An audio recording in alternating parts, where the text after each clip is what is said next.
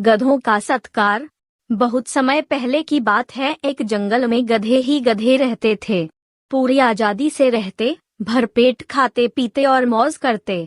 गधों के लिए वो जंगल जैसे स्वर्ग की तरह था। एक दिन एक लोमड़ी को एक मजाक सूझा। उसने मुंह लटकाकर गधों से कहा, मैं चिंता से मरी जा रही हूँ और तुम इस तरह मौज कर रहे हो। पता नहीं कितना बड़ा संकट सिर पर आ पहुँचा है। गधों ने उत्सुकता से पूछा, दीदी भला क्या हुआ, बात तो बताओ।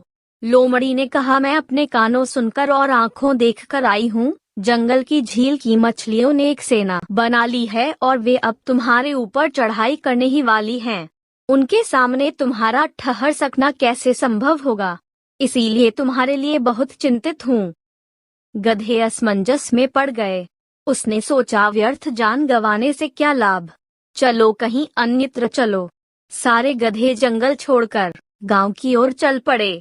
सबके दिमाग में एक ही बात चल रहा था कि इससे पहले कि मछलियां हम पर हमला करें, जितना दूर हो सके निकल लेने में ही भलाई है।